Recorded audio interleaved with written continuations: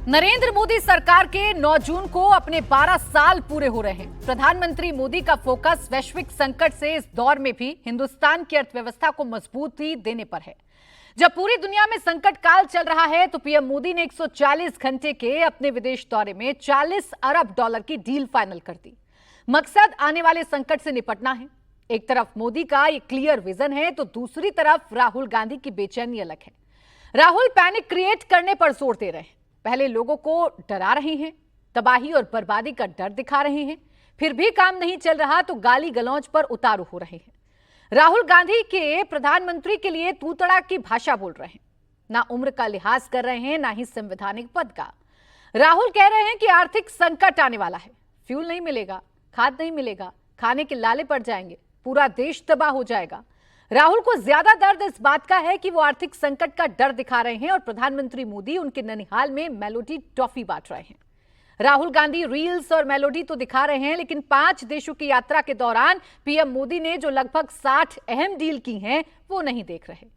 ये सारी डील आने वाले संकट से निपटने की तैयारी है, लेकिन राहुल को आपदा में सियासी अवसर दिख रहा है, इसीलिए उनकी लाइन लेंथ डिफरेंट हो गई है। ऐसे में सवाल है कि राहुल आखिर चाहते क्या हैं? सवाल यह कि विपक्षी एकता का राग अलापने वाले दूसरे दलों का स्टैंड क्या है? सवाल यह कि क्या राहुल का डर चलेगा या प्रधानमंत्री मोदी का भरोसा टिकेगा?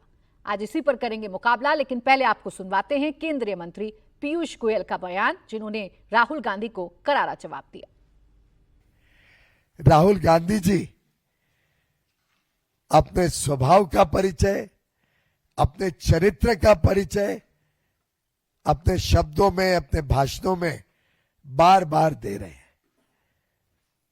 यह अलग बात है कि भारत की जनता उनको एक के बाद एक ठुकराती है, एक के बाद एक वो चुनाव में हारते हैं। उसका जो फ्रस्ट्रेशन है, उसकी जो एक प्रकार से उनमें खुंदकी भावना है, वो नजर आती है। जिस प्रकार से वो गाली गलौज पे उतर आए हैं और प्रधानमंत्री जी के लिए बड़ी ओछे शब्दों में वो बात रखते हैं।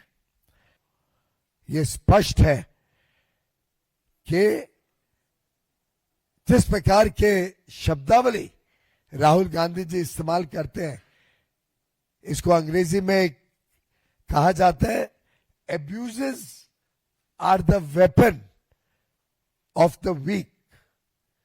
स्पष्ट रूप से अब देश देख रहा है राहुल गांधी जी की, गांधी परिवार की कमजोरियां, कांग्रेस पार्टी की विफलता।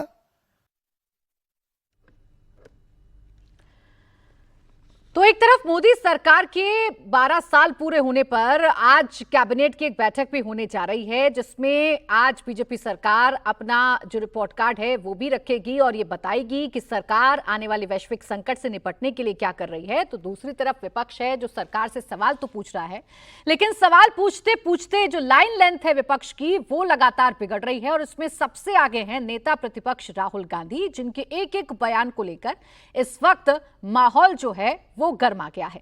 खास मेहमान हमारे साथ जुड़ रहे हैं, सीधा उन्हीं के पास चलेंगे। हमारे साथ हैं माधव आनंद, विधायक आरएलएम, इसके साथ ही साथ आनंद दुबे जी भी हमें ज्वाइन करेंगे, प्रवक्ता शिवसेना उद्धव गोट। इसके अलावा बीजेपी के प्रवक्ता हमारे साथ होंगे, समाजवादी पार्टी के प्रवक्ता हमारे साथ होंगे और आम आदमी पार्टी के प्रवक्ता भी हमारे साथ होंगे। अनंत विजय जी भी होंगे वरिष्ठ पत्रकार के तौर पर हमारे साथ। आप सभी का बहुत बहुत स्वागत है।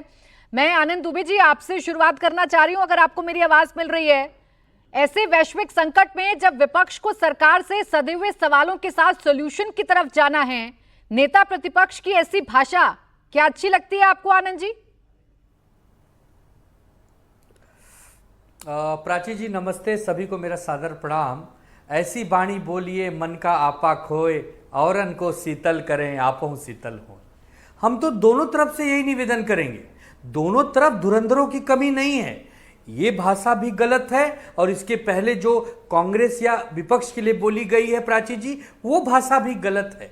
जब राजनीति में दोनों का काम एक ही है कि देश के विकास के लिए काम करना है, देशभक्ति दिखानी है और जज्बात के साथ लोगों की सेवा करनी है, तो वहां अमर्यादित भाषा का उपयोग करना ही क्यों? न तो हम किसी को गद्दार कहेंगे और न तो हम किसी को जर्सी गाय का बेटा कहेंगे। दोनों तरफ से यह भाषा होनी ही नहीं चाहिए। राहुल गांधी जी के कहने की भावना समझिए।